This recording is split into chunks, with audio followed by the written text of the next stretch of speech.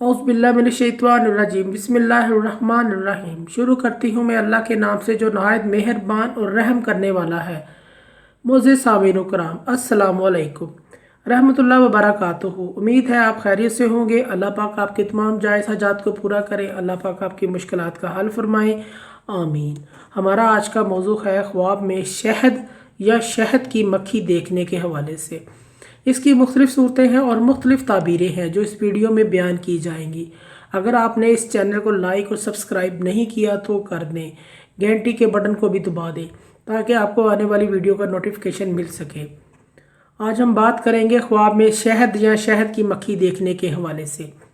ख्वाब में शहद की मक्खी देखना रिज़्क़ में तरक्की होने की अलामत है। अगर ये ख्वाब औरत देखती है तो मेहनती खामद मिलने की अलामत है, और अगर ये मर्द ये ख्वाब देखता है तो मेहनती और अच्छी बीवी मिलने की अलामत है।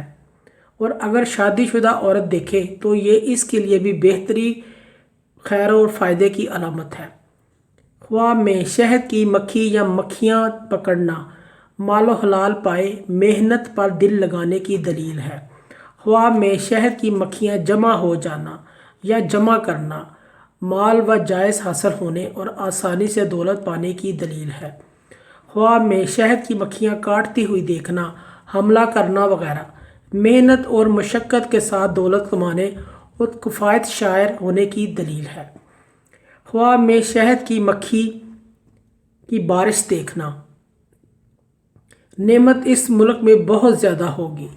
ख्वाब में शहद बेचना या बांटना लोगों का हमदर्द, गमखार और हदायत रहबरी अख्तियार करने की अलामत है।